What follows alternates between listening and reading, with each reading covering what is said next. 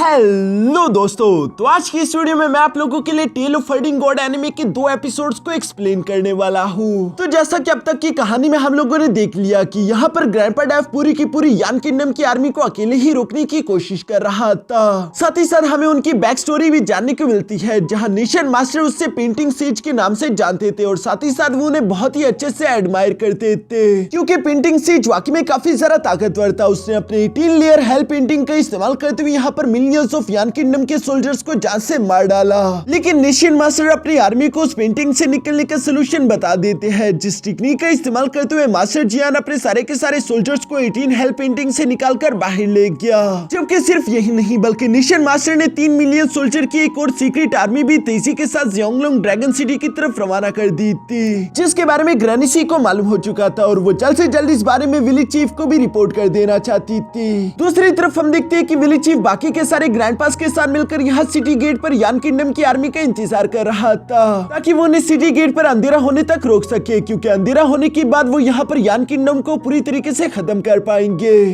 अब आगे तो नेक्स्ट एपिसोड की शुरुआत यहाँ पर बिल्कुल उसी सीन से शुरू होती है, जहाँ पर हम देखते हैं कि यान किंगडम की आर्मी ज़ोंगलोंग ड्रैगन सिटी के गेट तक पहुंच चुकी थी, मगर साथ ही साथ रात होने की वजह से अंधेरा भी काफी तेजी के साथ उन्हीं की तरफ आता जा रहा था, जो देखकर किन्मो हैरान होते हुए कहता है कि आखिर ये सब क्या है। आज से पहले मैंने डार्कनेस के पहुंचने के बाद भी इतनी रोशनी कभी नहीं देखी, आखिर ये सब क्यों हो रहा है। इवन की दूसरी तरफ ग्रैंडपा बुचर को भी कुछ समझ नहीं आ रहा था। उसे यान किंगडम के सोल्जर्स के पीछे एक चमकती हुई रोशनी देखने को मिलती है, जिसे देखते हुए वो कह रहे थे कि मैं डाजू कॉन्टिनेंट में कई अरसे से रह रहा हूँ, लेकिन मैंने अपनी जिंदगी में पहली बार इस चमकती हुई रोशनी को देखा, आखिर ये क्या है। दूसरी तरफ हम देखते हैं कि मास्टर जियान भी उस रोशनी को देखकर सरप्राइज हो गए थे। वो हैरान होते हुए कहते हैं कि आखिर ये डाजू कॉन्टिनेंट में हमें और कितने ज्यादा सरप्राइज देखने को मिलेंगे। अब ये आखिर किस तरह की मैजिक का इस्तेमाल हो रहा है। ये रोशनी किसी सूरज की तरह चमक रही थी, जो कि अंधेरे को खुद से दूर कर रही है। किन्मो और बाकी सब लोग काफी ज्यादा गौर से उस रोशनी की तरफ देखते जा रहे थे। अचानक कुछ लोगों ने चिल्लाना शुरू कर दिया कि वो तो एक बहुत बड़ी शिप है, जो सुनकर किसी को भी अपने कानों पर यकीन नहीं आ रहा था। लेकिन ग्रैंडपा मास्क जवाब देते हुए कहते हैं कि इसका मतलब कि लेजेंडरी कहानियां बिल्कुल सच्ची थी, ये शिप सच में एग्जिस्ट करती है। किन्मो भी यहाँ पर उनकी बातें सुनकर ग्रैंडपा मास्क से सवाल करते हुए कहता है कि आखिर आपके कहने का मतलब क्या है, कहीं ये शिप हम लोगों के लिए खतरा तो नहीं। किन्मो के इस सवाल का जवाब ग्रैंडपा मास्क के पास तो नहीं था, क्योंकि खुद उन्होंने अपनी जिंदगी में ये शिप पहली बार देखी थी। दूसरी तरफ विलेज चीफ हैरान होते हुए कह रहा था कि वो सब तो ठीक है, लेकिन आखिर ये शिप इस वक्त यहाँ पर क्यों आई है। विलेज चीफ की ये कहते साथ ही हम लोगों को स्टोन से बनी हुई वो जायंट शिप देखने को मिली, जो कि जैसे जैसे पास आती जा रही थी उतना ही उसका साइज बढ़ता जा रहा था। इतनी बड़ी शिप को देखकर तो सब लोग ही हैरान दिखाई दे रहे थे। सबसे बड़ी हैरानगी वाली बात तो ये थी कि शेयर शिप के पैर दिख रहे हैं, जो देखकर तो यहाँ पर मौजूद लोग और भी जरा घबरा चुके थे। साथ ही साथ उस शिप से काफी सारा गर्माहट निकल रही थी, जिसकी वजह से यान किंगडम की एयरशिप्स उसके पास नहीं जा पा रहे, क्योंकि उन पर आग लग रही थी। और साथ ही साथ हमें देखने को मिलता है कि असल में उस एयरशिप की टांगे नहीं बल्कि वो जायंट्स ने उठाई हुई है, जो जायंट साइज में काफी ज्यादा बड़े और दिखने में काफी ज्यादा खौफनाक थे। किन्मो यहाँ पर ये सब देखते हुए हैरान होकर कह रहा था कि इतनी बड़ी एयरशिप यान किंगडम वाले तो नहीं बना सकते, तो आखिर इस शिप को बनाया किसने होगा। दूसरी तरफ हम देखते हैं कि वो बड़ी सी जायंट शिप अपने पीछे एक बहुत बड़े सूरज को भी खींचती हुई यहीं पर लेकर आ रही थी, जिस आर्टिफिशियल सूरज से निकलने वाली गर्माहट और रोशनी काफी ज्यादा खतरनाक थी। इसी वजह से यान किंगडम के कई सारे एयरशिप्स डिस्ट्रॉय हो गए और मजबूरन उनकी सारी की सारी आर्मी को यहाँ वहाँ बिखरना पड़ा ताकि वो खुद की जान बचा सके, जो देखकर तो किन्मो काफी जरा हैरान हो गया था। उसे समझ नहीं आ रहा था कि आखिर ये एयरशिप किसकी होगी और उसने यान किंगडम के सोल्जर्स को भगाने में हम लोगों की मदद क्यों की। जिस पर विलेज चीफ किन्मो को बताते हैं कि ये सनशिप है, इसका वजन इतना ज्यादा है कि हजारों लाखों सोल्जर मिलकर भी इसे हिला नहीं सकते।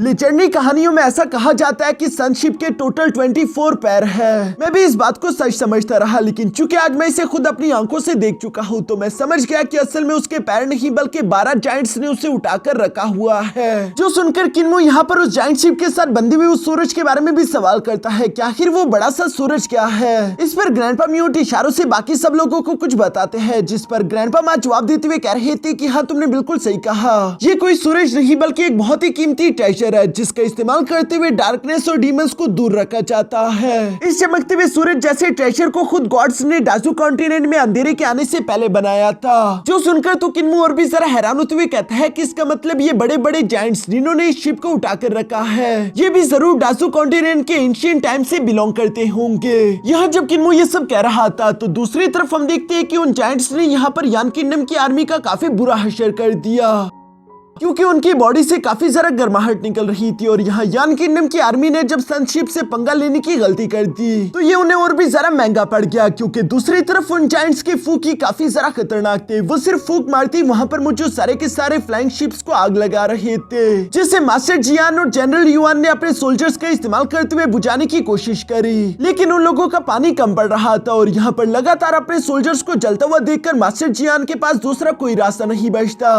वो अपने सोल्जर्स को देते हुए कहता है कि सनशिप से दूर हटो जब तक तुम लोगों को न्यू ऑर्डर्स नहीं मिल जाते।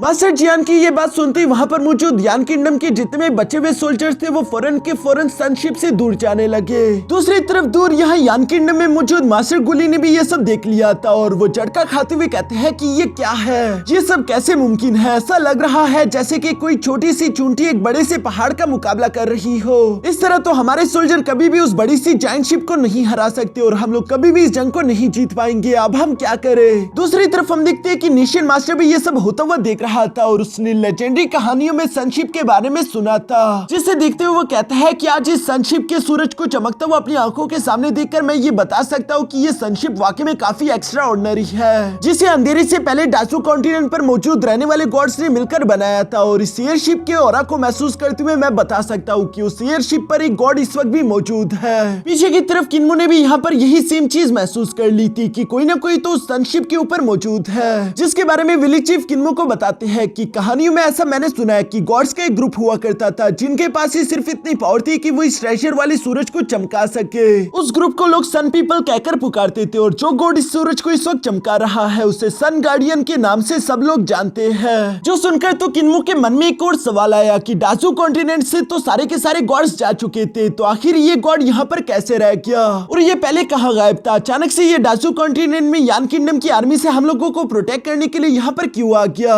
यहाँ किन्मो जब ये सब सोच रहा था तो दूसरी तरफ नेशन मास्टर भी ये सब नजारा देखते हुए कहते हैं कि गॉड्स अभी भी डासू कॉन्टिनेंट में रहते हैं। इसका मतलब कि अभी भी हमारे यान किंगडम पर डिवाइन डिग्री लागू होती है जिसे हम लोग नहीं हटा सकते। यही सब सोचते हुए नेशन मास्टर पीछे की तरफ पलटते हुए मास्टर गुली को ऑर्डर देते हुए कहता है कि अपने सारे के सारे सोल्जर्स को वापस बुला लो और साथ ही साथ ऑर्डर जारी कर दो कि अगले 50 साल तक कोई भी डासू कॉन्टिनेंट पर हमला नहीं करेगा। ये सुनकर यहाँ पर नेशन मास्टर के सारे जनरल तो काफी जरा हैरान हो गए थे, लेकिन नेशन मास्टर को कुछ ऐसा मालूम था जो कि इन जनरल्स को मालूम नहीं। नेशन मास्टर उनसे कहता है कि फिक्र मत करो, ये सब कुछ टेम्परेरी है, क्योंकि सन गार्डियन ज्यादा देर तक जिंदा नहीं रहेगा। जब तक सन गार्डियन है हम लोग डासू कॉन्टिनेंट को जीत नहीं सकते, लेकिन एक बार सन गार्डियन वाला वो गॉड मर जाए उसके बाद यहाँ पर डासू कॉन्टिनेंट के लोगों को बचाने वाला पीछे कोई भी नहीं बचेगा। यानी कि 50 साल बाद डासू कॉन्टिनेंट हमारा होकर ही रहेगा। इसी के साथ हम देखते हैं कि नेशन मास्टर के ऑर्डर को जारी कर दिया गया, जिसे सुनते ही यान किंगडम के जितने भी सोल्जर्स थे वो फौरन से रिट्रीट करने लगे। ये देखकर तो जनरल किन भी सरप्राइज हो गया था। इवन की प्रिंसेस जूसी को भी कुछ समझ नहीं आ रहा, लेकिन चूंकि ये नेशन मास्टर का ऑर्डर है तो इन सब लोगों को मानना पड़ता है और ये सब लोग डासू कॉन्टिनेंट से वापस से यान किंगडम की तरफ रवाना हो गए। जहाँ यान किंगडम के सोल्जर्स को वापस की तरफ जाता हुआ देखकर विलेज चीफ कहता है कि इसका मतलब कि नेशन मास्टर ने हार मानने का फैसला कर लिया।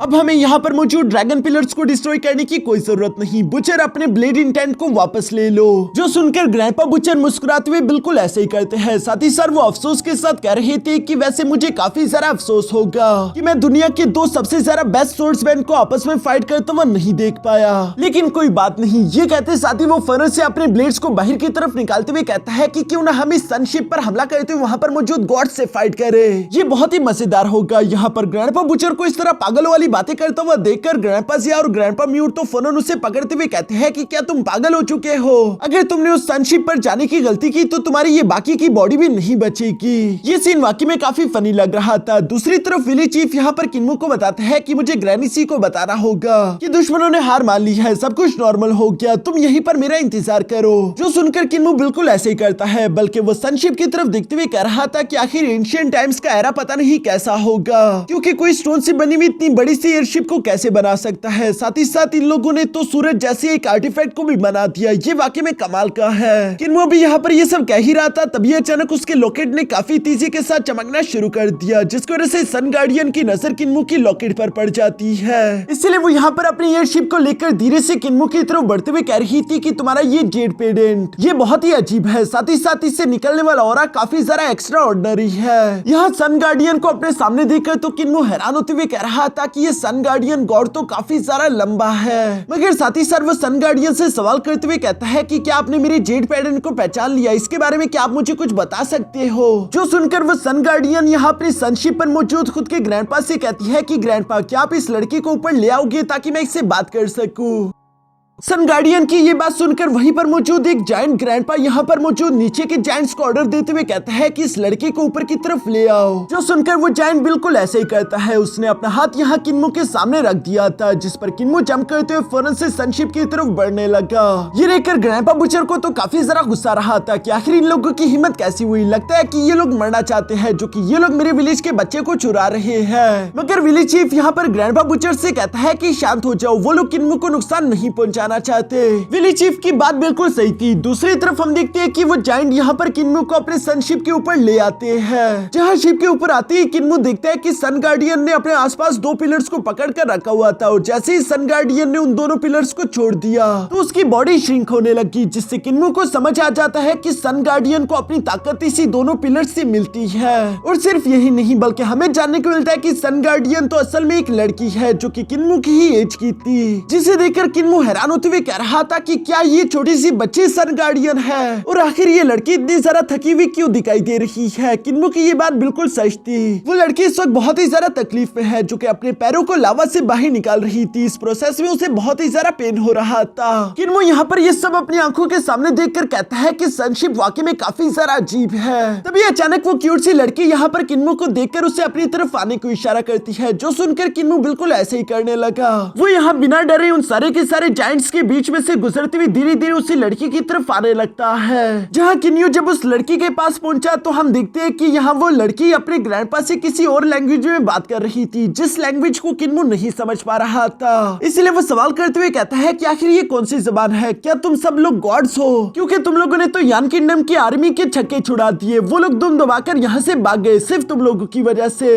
जो सुनकर वो लड़की भी धीरे से किन्मो की तरफ आते हुए कह रही थी कि तुमने मेरा वो इंप्रेसिव रूप देख लिया। इस सब ताकत के लिए मुझे इस सनशिप का शुक्रिया अदा करना चाहिए, क्योंकि अगर ये सनशिप ना होता तो मैं कभी भी उतनी ताकतवर ना हो पाती। मगर मैं तुम्हें एक राज की बात बताऊं कि मैं कोई गॉड नहीं हूँ, बल्कि मैं जब इस सनशिप के साथ खुद को मर्ज कर लूं तब मेरे पास गॉड्स की पावर आ जाती है, जिन पावर्स का इस्तेमाल करते हुए मैं डाजू कॉन्टिनेंट से बुरे लोगों और बुराइयों को भगा देती हूँ। वैसे तुम मेरे उस रूप को देखकर घबरा तो नहीं गए थे। जो सुनकर किन्मो जवाब देते हुए कहता है कि ज्यादा नहीं, बस थोड़ा सा। सिर्फ मैं नहीं बल्कि यान किंगडम का नेशन मास्टर भी तुम्हारी ताकत को देखकर घबरा चुका होगा। उसने कभी भी ख्वाबों में भी ये नहीं सोचा होगा कि तुम जैसी एक छोटी सी बच्ची इस सनशिप को चला रही होगी, जो कि असल में कोई गॉड भी नहीं है। जो सब सुनकर तो वो लड़की भी मुस्कुराने लगी। तभी अचानक किन्मो सवाल करते हुए कहता है कि वैसे ये सब कुछ छोड़ो, जब तुम मेरी तरफ देख रही थी तब तुमने मेरे जेड पेडेंट के बारे में कुछ कहा था। किन्मो के सवाल पर वो लड़की यहाँ किन्मो को बताती है कि मुझे मेरे ग्रैंडपा से मालूम हुआ कि ये जेड पेडेंट कोई नॉर्मल जेड पेडेंट नहीं है, बल्कि इस जेड पेडेंट पर बने हुए मंत्र काफी सारा अजीब है, जो कि किसी डिवाइन या फिर डिमोनिक या फिर जेन मास्टर के बनाए हुए नहीं लग रहे, बल्कि इस जेड पेडेंट को देखकर ऐसा लग रहा है जैसे कि ये लैंड ऑफ नो वरीज से आया हो, जिस जगह में केयर फ्री विलेज काफी सारा मशहूर है। यहाँ पर ये सुनकर तो किन्मो को याद आया कि ग्रैनी सी ने किन्मो से कहा था कि इस जेड पेडेंट को हमेशा अपने पास रखना, क्योंकि ये बचपन से तुम्हारे साथ है। हो सकता है कि तुम्हें ये जेड पेडेंट तुम्हारी माँ ने पहनाया हो। जो सुनकर किन्मो अपने मन में सोचने लगा कि अगर ये जेड पेडेंट केयर फ्री विलेज से आया है तो इसका मतलब कि मेरे पेरेंट्स भी केयर फ्री विलेज में ही होंगे। जो सब सोचते हुए किन्मो यहाँ पर फनन उस लड़की से सवाल करते हुए कहता है कि क्या तुम मुझे बता सकती हो कि वो केयर फ्री विलेज कहाँ पर होगा। किन्मो के सवाल पर वो लड़की भी जवाब देते हुए कहती है कि केयर फ्री विलेज एक बहुत ही ज्यादा मिस्टीरियस प्लेस है। ऐसा कहा जाता है जब डाजू कॉन्टिनेंट में चारों तरफ डार्कनेस फैल जाए तो तभी सिर्फ केयर फ्री विलेज का दरवाजा ओपन हो सकता है। इवन वो लड़की बताती है कि हम खुद भी कई अरसे से केयर फ्री विलेज को ढूंढने की कोशिश कर रहे हैं। जो सुनकर किन्मो सवाल करते हुए कहता है कि आखिर तुम लोग क्यों केयर फ्री विलेज को ढूंढ रहे रहे हो। जिस पर वो लड़की बताती है कि जिस गॉड ने सनशिप को बनाया था, मैंने सुना है कि वो केयर फ्री विलेज में जा चुका है। अगर मैं किसी तरह से केयर फ्री विलेज में जाकर उस आदमी को ढूंढ लूं तो शायद वो मुझे कोई ऐसा तरीका बता दे जिसका इस्तेमाल करते हुए मैं इससे अपने सन वाले ट्रेजर को दोबारा से जला सकूं। जो सुनकर किन्मू पीछे की तरफ मौजूद उस बड़े से ब्लैक बॉल की तरफ देखते हुए कहता है कि अच्छा तो ये है तुम लोगों का सन ट्रेजर। इस पर वो लड़की जवाब देते हुए कहती है कि हाँ तुम बिल्कुल सही समझे, ये सन कुछ अरसे पहले खुद ब खुद ही बुझ चुका था और जब से ऐसा हुआ है तब से मुझे इस सन ट्रेजर को जलाने के लिए अपनी लाइफ एनर्जी का इस्तेमाल करना पड़ता है। जैसे जैसे मैं अपने हाथों से उन दोनों पिलर्स को टच करूं तो ये सनशिप मेरी लाइफ फोर्स को मुझसे खींचना शुरू कर देती है। इसका इस्तेमाल करते हुए बेशक मैं इस सन ट्रेजर को जला तो पा रही हूँ लेकिन ये मेरी लाइफ एनर्जी को लगातार कम कर रहा है। मेरा साइज धीरे धीरे छोटा होता जा रहा है। एक दिन तो मैं पूरी तरीके से खत्म होकर मर जाऊंगी, बिल्कुल मेरे फादर की तरह। उनकी मौत भी बिल्कुल इसी तरीके से हुई। यहाँ उस लड़की की ये सारी बातें सुनकर किन्मू को सच में उसके लिए बुरा लगा क्योंकि वो लड़की वाकई में काफी कमजोर दिखाई दे रही थी। वो लड़की किन्मू को बताती है कि मुझे अपनी लाइफ एनर्जी को सैक्रिफाइस करना पड़ रहा है इस सूरज को जलाने के लिए, लेकिन अगर किसी तरीके से उस आदमी से हमारा राब्ता हो गया तो वो इस सूरज को दोबारा से जगाने में हमारी मदद कर सकता है। और एक बार ये सनशिप का सन ट्रेजर दोबारा से जलने लगा तो मेरी ताकत भी पहले से ज्यादा बढ़ जाएगी। ये सारी बातें सुनकर किन्मू कहता है कि सच में इस बड़े से सूरज को जगाने का काम तो सिर्फ एक गॉड ही कर सकता है। दूसरी तरफ वो लड़की यहाँ पर किन्मू की तरफ देखते हुए कहती है कि मुझे माफ कर देना, मैं तुमसे बातें करने में इतनी ज्यादा उलझ गई थी कि मैंने तुमसे खुद का इंट्रोडक्शन ही नहीं कराया।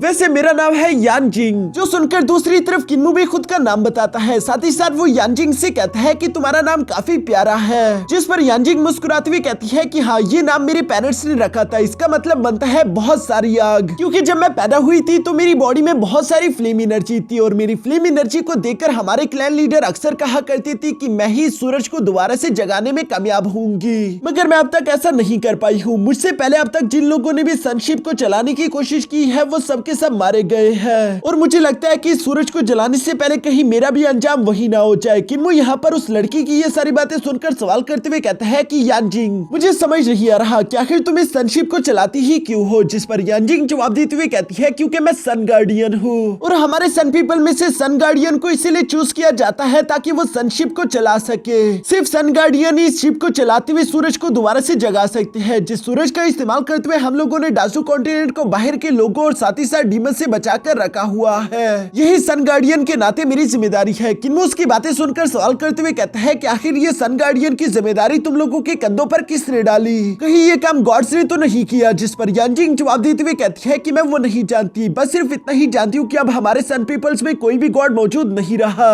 उस गॉड की खाली जगह को पूरा करने के लिए मुझे ही शिप के साथ खुद को मर्ज करना पड़ता है और मर्ज करने के बाद मैं एक बड़ी सी सन गार्डियन गॉड बन जाती हूँ। यहाँ जब यानजिंग किन्मू को ये सब बता रही थी तो दूसरी तरफ किन्मू वहीं पर मौजूद जायंट्स की तरफ देखता है जो कि यानजिंग को देखकर घबरा रही थी। किन्मू इस बारे में यानजिंग से सवाल करता है जिस पर यानजिंग ने बताया कि मैं काफी ज्यादा कमजोर हूँ क्योंकि मेरी बहुत सारी लाइफ एनर्जी सनशिप ने कंज्यूम कर ली है। इसी वजह से मैं इतनी ज्यादा कमजोर हूँ कि मैं इन जायंट्स के साथ कभी भी नहीं खेल सकती। हालांकि हम एक ही फैमिली से बिलोंग करते हैं। ये लोग इसी बात से डर रहे हैं कि कहीं ये लोग मुझे चोट ना पहुंचा दे। मैं भी हमेशा इसी बारे में विश करती रहती हूँ कि काश मैं भी इन लोगों जैसे बड़ी हो पाती ताकि मैं इनके साथ खेलकर अपनी लाइफ को एंजॉय कर सकती। मुझे यहाँ पर बहुत ही अकेलापन फील होता है। यहाँ यानजिंग की आंखों में गम साफ साफ दिखाई दे रहा था। यानजिंग के ग्रैंडफादर को भी बुरा महसूस होता है। तभी अचानक दूसरी तरफ किन्मू थोड़ी देर सोचने के बाद यानजिंग से कहता है कि अगर किसी दिन फ्यूचर में मेरे पास ये एबिलिटी आई कि मैं केयर फ्री विलेज को ढूंढ पाया तो मैं तुमसे वादा करता हूँ कि मैं इस सूरज को जगाने में तुम्हारी मदद करूंगा ताकि तुम इस सनशिप से आजाद हो सको। किन्मू का ये प्रॉमिस सुनकर तो दूसरी तरफ यानजिंग भी काफी ज्यादा खुश हो जाती है और उसके चेहरे पर एक छोटी सी मुस्कान आ चुकी थी। वो किन्मू से सवाल करते हुए कहती है कि क्या तुम सच कह रही हो, क्योंकि अगर ऐसा हो गया तो मैं दोबारा से चल पाऊंगी, भाग पाऊंगी और अपने फैमिली के साथ खेल पाऊंगी क्योंकि ये सन ट्रेजर जलने के बाद मुझे काफी ज्यादा स्ट्रॉन्ग कर देगा। यहाँ पर यानजिंग और किन्मू के दरमियान इसी तरह की बातें चल ही रही थी। तभी अचानक वहाँ पर यानजिंग का ग्रैंडफादर आ जाता है जो कि अपने जायंट्स की लैंग्वेज में यानजिंग से कुछ कह रहा था। यहाँ ये सारी बातें सुनने के बाद वो किन्मू से कहती है कि अंधेरा चारों तरफ फैल चुका है, अब मुझे अपने ग्रैंडफादर के साथ जाकर उस अंधेरे के अंदर मौजूद डीमन से फाइट करना होगा। ये सब कहने के बाद यानजिंग यहाँ पर काफी कूल तरीके से ट्रांसफॉर्म होकर पूरी तरीके से सन गार्डियन में बदल जाती है। जहाँ सन गार्डियन में ट्रांसफॉर्म होने की वजह से हम देखते हैं कि उसके पीछे मौजूद सन ट्रेजर ने भी दोबारा से जलना शुरू कर दिया। साथ ही साथ जाने से पहले यहाँ पर यानजिंग किन्मू से कहती है कि अगर तुम मुझे कभी दोबारा से मिलना चाहो तो तुम्हें सी ऑफ स्टार्स के अंदर मौजूद मौजूद सनवेल के पास आना होगा, जहाँ पर तुम्हें मेरी सनशिप मिलेगी। ये सुनकर किन्मो चिल्लाते हुए यानजिन को जवाब देते हुए कहता है कि हाँ, मैं ये याद रखूंगा। मगर जब किन्मो ये सब कह रहा था तो दूसरी तरफ यानजिन का ग्रैंडफादर भी कुछ बोल रहा था, लेकिन वो जायंट्स की लैंग्वेज में बोलता है, इसलिए किन्मो को कुछ भी समझ नहीं आया। इसके बाद किन्मो को यह सनशिप से नीचे की तरफ उतार दिया जाता है और सनशिप वहाँ से चलने के लिए रवाना हो गई। किन्मो सनशिप को जाता हुआ नीचे से देख रहा था, साथ ही साथ वो हैरानगी के साथ सवाल करते हुए कहता है कि आखिर यानजिन का ग्रैंडफादर क्या कह रहा था। मुझे समझ तो नहीं आया, लेकिन उनकी आवाज में बहुत ही दुख महसूस हो रहा था। इसी बारे में किन्मो यहाँ पर विली चीफ से भी सवाल करते हुए कहता है कि आखिर गॉड्स डाजू कॉन्टिनेंट को छोड़कर क्यों गए होंगे, और मुझे ये समझ नहीं आ रहा कि जब गॉड्स ने खुद ही डाजू कॉन्टिनेंट को छोड़ दिया है तो आखिर ये सन गार्डियन इस डाजू कॉन्टिनेंट को अभी भी प्रोटेक्ट क्यों कर रही है। इस पर विली चीफ जवाब देते हुए कहता है कि सारे इंसानों की तरह हर एक गॉड भी बुरा नहीं होता। मुझे पूरा यकीन है कि एंशिएंट टाइम में यकीनन ऐसा कुछ न कुछ हुआ होगा जिसकी वजह से गॉड्स डाजू कॉन्टिनेंट को अबैंडन करके जा चुके हैं। तुम इसके बारे में ज्यादा परेशान ना हो। अब यहाँ इसके बाद हम लोगों को कुछ घंटों बाद का सीन दिखाया जाता है, जहाँ किन्मो अकेला ही अभी भी ड्रैगन पिलर पर बैठा हुआ था और वो डार्कनेस की तरफ देखते हुए अपने मन में यही सवाल करते हुए कह रहा था कि मुझे समझ नहीं आ रहा कि आखिर केयर फ्री विलेज का दरवाजा सिर्फ डार्कनेस के अंदर ही ओपन क्यों होता है। साथ ही साथ किन्मो के लिए सबसे बड़ा सवाल तो यही था कि आखिर वो केयर फ्री विलेज एग्जैक्टली कहाँ पर मौजूद होगा, क्योंकि उसने डाजू कॉन्टिनेंट का सारा के सारा मैप देखा है और केयर फ्री विलेज तो उसे कहीं पर भी दिखाई नहीं दिया। यकीनन वो इसीलिए क्योंकि कोई भी डार्कनेस के अंदर नहीं जा पाया होगा, और चूंकि कोई डार्कनेस के अंदर सरवाइव भी नहीं कर सकता तो किसी को केयर फ्री विलेज के बारे में मालूम भी नहीं। मगर साथ ही साथ किन्मो खुद से कहता है कि वैसे मैं खुद केयर फ्री विलेज डार्कनेस के अंदर कैसे जाऊंगा, क्योंकि मैं भी तो डार्कनेस के अंदर सरवाइव नहीं कर सकता। किन्मो के दिमाग में जब यहाँ ये सब चल ही रहा था तभी अचानक उसे डार्कनेस के अंदर से किसी औरत की आवाज सुनाई देने लगी, जो कि किन्मो को पुकारते हुए कह रही थी कि किन्मो मेरे पास आओ, मुझे ढूंढने आ जाओ, मैं डार्कनेस के अंदर ही मौजूद हूँ। किन्मो भी यहाँ पर डार्कनेस के अंदर मौजूद उस औरत की आवाज को सुनकर हिप्नोटाइज सा हो गया था और वो धीरे धीरे से डार्कनेस की तरफ बढ़ने ही लगा। इससे पहले कि वो नीचे डार्कनेस में गिर पाता तभी अचानक ग्रैनी सी पीछे की तरफ से आते हुए फुर्सत से किन्मो को पकड़कर कहती है कि किन्मो होश में आओ, ये तुम क्या कर रही हो। जो सुनकर किन्मो जब होश में आया तो उसने देखा कि ये सब काम उससे डीमंस करवा रहे थे, जो कि इस वक्त डार्कनेस के अंदर मौजूद है। उन्होंने रूप बदलकर किन्मो को बहकाने की कोशिश करी। वो खुद को संभालते हुए ग्रैनी सी से कहता है कि मैंने इस डार्कनेस के अंदर एक औरत की छवि देखी जो कि मुझे पुकार रही थी। ऐसा लग रहा था कि वो केयर फ्री विलेज से ही बिलोंग करती है। ये सुनकर ग्रैनी सी किन्मो को जवाब देते हुए कहती है कि हाँ, 14 साल पहले मैंने उसी औरत को मरते हुए अपनी आंखों के सामने देखा था। ये वही औरत है जिसने बचपन में तुम्हारी पानी के नीचे हिफाजत करी थी और मरते दम तक तुम्हारा साथ नहीं छोड़ा था। यकीनन वो डार्कनेस के अंदर दोबारा से जिंदा हो चुकी होगी। ये डार्कनेस काफी ज्यादा मिस्टीरियस है। मैं खुद तो इस डार्कनेस के बारे में ज्यादा कुछ नहीं जानती, लेकिन विलेज चीफ एक बार इस डार्कनेस के अंदर गए थे, वो यकीनन तुम्हें इसके बारे में बता पाएंगे। जो सुनकर किन्मो बिल्कुल ऐसा ही करता है। वो विलेज चीफ से यहाँ डार्कनेस के बारे में पूछने लगा,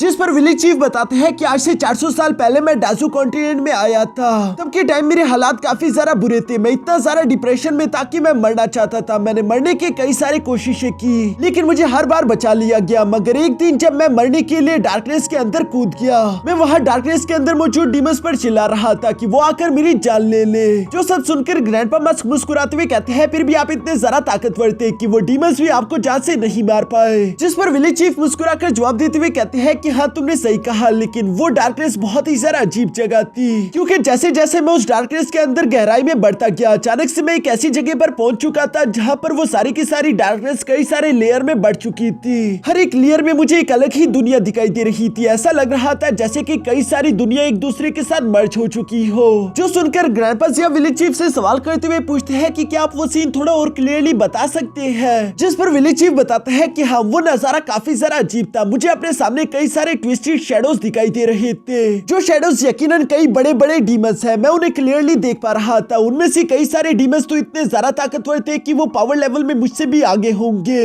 साथ ही साथ वो शैडोज यहाँ पर मुझे इशारा करते हुए खुद की तरफ बुला रहे थे, जो कि मेरे मरने का सही तरीका था। लेकिन तब मुझे तुम लोगों की याद आई और मुझे एहसास हुआ कि मेरे कंधों पर कितनी ज्यादा बड़ी जिम्मेदारी है। मैं अपनी जिम्मेदारियों से भाग नहीं सकता। मुझे तुम लोगों की हिफाजत करनी होगी, और इसी वजह से मैं अपनी जिम्मेदारी के कारण मरने के इरादे को त्याग कर डार्कनेस से वापस से बाहर निकल आया। ये सारी बातें बातें सुनकर ग्रैनी सी विलेज चीफ के पास आते हुए कहती है कि किन्मो ने यहाँ पर उस डार्कनेस के अंदर एक शैडो देखी, यकीनन वो भी उन बाकी के शैडोज की तरह ही होगी जिनसे पहले आपकी मुलाकात हुई है। विलेज चीफ बताता है कि हाँ, मैं उस दुनिया को डार्क रैल्म जबकि साथ ही साथ इस दुनिया को ब्राइट रैल्म कहकर पुकारता हूँ, क्योंकि ये दुनिया दोनों ही एक दूसरे से कई ज्यादा अलग है। दिन होने पर डासू कॉन्टिनेंट में ब्राइट रैल्म एक्टिवेट हो जाता है, जबकि रात होने पर डार्क रैल्म एक्टिवेट होता है। और अगर उस सन गार्डियन ने किन्मो से कहा है कि तुम्हें केयर फ्री विलेज अंधेरे के अंदर मिलेगी, तो यकीनन care free village dark realm के अंदर मौजूद है। जो सब सुनते हुए किन्मो यहाँ पर अपने जेड पेरेंट की तरफ देखते हुए कह रहा था कि मुझे समझ नहीं आ रहा, मेरे केयर फ्री विलेज वाले लोग इतने ज्यादा ताकतवर है कि उन लोगों ने सनशिप जैसी एक बहुत ही खतरनाक बीस्ट शिप बना दी जो कि खुद अंधेरे से फाइट करती है, लेकिन फिर भी मेरे केयर फ्री विलेज वाले लोग डार्कनेस के अंदर किसी मॉन्स्टर की तरह छुप कर बैठे हुए हैं। ये सब कहते हुए किन्मो के मन में सिर्फ एक ही सवाल चल रहा था कि केयर फ्री विलेज वाले लोग गॉड्स होंगे या फिर डीमंस। जो सब सोचते हुए किन्मो को उसी पुराने डीमन की बातें याद आ जाती है जिसने किन्मो से कहा था कि तुम और मैं बिल्कुल सेम है, हम दोनों ही डीमंस है। तब के टाइम तो किन्मो ने इस बात का भरोसा नहीं किया था, लेकिन इस वक्त किन्मो खुद से सवाल करते हुए कहता है कि आखिर मैं हूँ क्या। यहाँ किन्मो को इस कश्मकश में देखकर विलेज चीफ किन्मो से कहता है कि मैं तुम्हें उस अंधेरे के अंदर मौजूद डार्क रैल्म में लेकर जाऊंगा ताकि तुम केयर फ्री विलेज को ढूंढ सको। विलेज चीफ की ये बात सुनकर तो सब लोग ही शौक हो गए थे। ग्रैनी सी विलेज चीफ से कहती है कि आप बेशक बहुत ही ज्यादा ताकतवर हो, लेकिन फिर भी वहाँ पर कई सारे ऐसे पावरफुल शैडोज थे जो कि आपकी जान ले सकते थे। दूसरी तरफ किन्मो का तो वहाँ पर सरवाइव करने का सवाल ही पैदा नहीं होता। आखिर आप ये क्या कह रही हो? जिस पर विलेज चीफ जवाब देते हुए कहता है कि फिक्र मत करो, इन पिछले 400 साल में मैं पहले से काफी ज्यादा ताकतवर हो चुका हूँ, अब मुझे वो अंधेरा ज्यादा नुकसान नहीं पहुँचा पाएगा और किन्मो का भी मैं अच्छे से ध्यान रखूंगा। जो सुनकर तो सब लोगों को ये बात माननी ही पड़ती है। दूसरी तरफ सीन शिफ्ट होकर यान किंगडम की आर्मी पर आ गया था जो कि वापस से लौट आई थी। मास्टर जियान तो काफी ज्यादा शर्मिंदा दिखाई दे रहे थे। वो नेशन मास्टर से माफी मांगते हुए कहते हैं कि ये मेरी गलती है जो मैं डासू कॉन्टिनेंट पर कब्जा नहीं कर पाया, लेकिन नेशन मास्टर जवाब देते हुए कहता है कि नहीं, ये सब कुछ सिर्फ डिवाइन डिग्री की वजह से हुआ। डिवाइन डिग्री की वजह से इस वक्त हम डासू कॉन्टिनेंट पर हमला नहीं कर सकते और उन्हें 50 साल मिल गए, लेकिन मैं यान किंग वादा करता हूँ कि एक न एक दिन डासू कॉन्टिनेंट हमारा होकर ही रहेगा। इसके बाद सीन शिफ्ट होकर यहाँ ज़ियोंगलुंग ड्रैगन सिटी पर भी आ जाता है, जहाँ पर हम देखते हैं कि जनरल किन यहाँ प्रिंसेस यूजी से कह रहा था कि हमारी आर्मी वापस लौट चुकी है, हम लोगों को भी जल्द से जल्द डासू कॉन्टिनेंट को छोड़कर वापस से अपने यान किंगडम लौट जाना चाहिए। लेकिन प्रिंसेस यूजी मना करते हुए कहती है कि जाने से पहले मैं किसी से मिलना चाहती हूँ, जो किसी कोई और नहीं बल्कि किन्मो था। नेक्स्ट मॉर्निंग हम देखते हैं कि प्रिंसेस यूजी यहाँ किन्मो से मुलाकात करती है, जिससे वो कह रही थी कि तुम काफी ज्यादा टैलेंटेड हो, इस डासू कॉन्टिनेंट में रहते हुए तुम्हारा टैलेंट जाया हो रहा है, तुम्हें बाहर की दुनिया जाकर देखनी चाहिए, वहाँ पर तुम्हारे टैलेंट की बहुत ही कदर होगी। तुम इस गरीब सी जगह को छोड़कर मेरे साथ यान किंगडम क्यों नहीं चले जाते? प्रिंसेस यूजी की ये बात सुनकर तो वहाँ पर मौजूद डीमन कल्ट के जितने भी लोग थे वो सबके सब शौक हो गए। साथ ही साथ वो लोग किन्मो के जवाब का बेसब्री से इंतजार करने लगे, जहाँ किन्मो जवाब देते हुए बताता है कि मैं बचपन से इसी डासू कॉन्टिनेंट में बड़ा हुआ, बेशक यहाँ के लोग काफी ज्यादा गरीब है, लेकिन फिर भी मुझे ये जगह पसंद है और मैं यहीं पर रहना चाहता हूँ। फिर दूसरी तरफ प्रिंसेस यूजी लगातार किन्मो को अपने साथ यान किंगडम चलने के लिए मनाती जा रही थी, जिस पर किन्मो को अपने डीमन कल्ट का पिछला लीडर याद आ गया और वो मास्टर ली को याद करते हुए कहता है कि ठीक है प्रिंसेस यूजी, एक न एक दिन मैं तुम्हारे यान किंगडम जरूर आऊंगा और मैं तुमसे भी आकर मुलाकात करूंगा, लेकिन वो दिन आज नहीं है क्योंकि मेरे ग्रैंडफादर्स काफी ज्यादा स्ट्रिक्ट है। असल में मेरे हर एक ग्रैंडपा ने मेरे लिए एक स्पेशल टेस्ट रखा है जिसे मुझे पास करना होगा, और तुम तो जानती ही हो कि मेरे टोटल 9 ग्रैंडपास है, यानी कि मुझे टोटल 9 टेस्ट पास करने होंगे, जिनमें से मैंने अभी तक कोई भी टेस्ट पास नहीं करा है। जब तक मैं वो 9 टेस्ट पास नहीं कर लेता तब तक मैं डासू कॉन्टिनेंट को छोड़कर कहीं भी नहीं जा सकता। ये सब कहते हुए किन्मो अपने मन में सोचता है और वैसे भी मुझे पहले डार्क रैल्म में इंटर करना है ताकि मैं वहाँ पर अपने केयर फ्री विलेज को ढूंढ सकूं। अब चूंकि किन्मो ने चलने से मना कर दिया था तो प्रिंसेस यूजी खड़ी होकर कहती है कि ठीक है, मैं यान किंगडम के सेंट्रल सिटी में तुम्हारा इंतजार करूंगी। और ये सब कहने के बाद प्रिंसेस यूजी वहाँ से जाने लगी, जहाँ किन्मो उसकी खुशबू को स्मेल करते हुए कहता है कि ये खुशबू जानी पहचानी लग रही है। जो कहते साथ ही वो फौरन अपने पास से वही सिल्क पाउच बाहर निकाल लेता है जो कि किन्मो को ग्रैंडपा जिया ने दिया था, और ग्रैंडपा जिया ने ये परफ्यूम वाला सिल्क पाउच तो 7 प्रिंस से चुराया था, वो भी उस एयरशिप के ऊपर, जो कि असल में कोई और नहीं बल्कि प्रिंसेस यूजी ही है। प्रिंसेस यूजी भी सिल्क पाउच को देखती ही पहचान कर कहती है कि ये तो मेरा है, ये आखिर तुम्हारे पास कहाँ से आया? जो कहते हुए प्रिंसेस यूजी अपना पाउच वापस लेने की कोशिश करती है, लेकिन किन्मो से वो पाउच वापस नहीं करता, बल्कि वो जवाब देते हुए कहता है कि अब ये परफ्यूम मेरा है, ये मुझे मेरे ग्रैंडपा जिया ने दिया, तो ये मैं तुम्हें वापस नहीं देने वाला। जो सुनकर तो प्रिंसेस यूजी मुंह बना लेती है, मगर फिर वो किन्मो से कहती है कि चलो ठीक है, इसके बदले तुम मुझे कुछ और चीज दे दो। जो सुनकर जब किन्मो सोचने लगा तो वो हैरान होते हुए कहता है कि मुझे एक बात समझ नहीं नहीं आई। ग्रैंडपा जियान ने तो ये परफ्यूम वाला सिल्क पाउच उस 7 प्रिंस से चुराया था ना, तो आखिर प्रिंसेस यूजी ऐसा क्यों बोल रही है कि ये सिल्क पाउच उसका है। थोड़ी देर यहाँ इसी तरह से अपने दिमाग के घोड़े दौड़ाने के बाद अचानक से किन्मू खड़ा होकर कहता है कि क्या तुम 7 प्रिंस हो, जिस पर प्रिंसेस यूजी क्यूट तरीके से मुंह बनाते हुए कहती है कि आप बोलो, क्या अब भी मैं तुम्हें गोलू मोलू और मोटी लग रही हूँ। जिस पर किन्मू एम्बैरेस्ड होकर जवाब देते हुए कहता है कि जब तुमने उस तरह से अपने बाल बांधे हुए होते हैं तब तुम सच में थोड़ी गोलू मोलू लगती हो, लेकिन अब ऐसा नहीं है, मगर अगर तुमने दोबारा से अपने बाल वैसे ही बनाए तो तुम दोबारा से मोटी लगोगी। और ये कहते साथ ही किन्मू ने यहाँ पर प्रिंसेस यूजी पर हंसना शुरू कर दिया था, जो देखकर तो बाकी के सब लोग अपना सर पकड़ लेते हैं कि लोग लड़कियों के साथ फ्लर्ट करते हैं और ये देखो ये निकम्मा क्या कर रहा है, उसी लड़की का मजाक उड़ा रहा है जो लड़की यहाँ किन्मू के प्यार में पड़ चुकी है। किन्मू ही इस बात को समझ नहीं पा रहा। प्रिंसेस यूजी भी क्यूट तरीके से मुंह बना रही थी। थोड़ी देर में हम देखते हैं कि किन्मू यहाँ पर प्रिंसेस यूजी को देने के लिए अपने पास से एक बहुत बड़ा सा हैमर निकाल कर उसके हवाले कर चुका, जिसे लेते हुए प्रिंसेस यूजी कहती है कि तुम एक लड़की को इतना बड़ा हैमर दोगे। इवन कि बाकी के सब लोग भी यहाँ पर किन्मू पर हंस रहे थे, क्योंकि किन्मू को प्यार के बारे में कुछ भी मालूम नहीं। लड़की को याद रखने के लिए कोई छोटा सा तोहफा देना चाहिए, लेकिन ये बेवकूफ उसे एक बहुत बड़ा हैमर दे रहा है। ऐसा नहीं कि किन्मू ने कोशिश नहीं करी, वो अपने पास मौजूद हर एक चीज यहाँ बाहर की तरफ निकालते हुए प्रिंसेस से कहता है कि इसमें से कोई भी चीज पसंद कर लो, लेकिन प्रिंसेस यूजी उन सब चीजों को देखने के बाद मना करते हुए कहती है कि चलो कोई बात नहीं, मैं इसी हैमर को अपने पास रख लेती हूँ। इसके बाद प्रिंसेस यूजी को लेकर जाने के लिए उसका करवा यहाँ पर पहुंच गया था, जिस करवा को देखते हुए अब किन्मू को समझ आ गया था कि असल में प्रिंसेस यूजी यान किंग की बेटी है, यानी कि वो असल में यान किंगडम की राजकुमारी है। और अब तक किन्मू को इसके बारे में मालूम नहीं था, इसलिए हम देखते हैं कि प्रिंसेस यूजी यहाँ पर मुस्कुराने लगी। और इसी के साथ हमारा ये एपिसोड यहीं पर खत्म हो जाता है।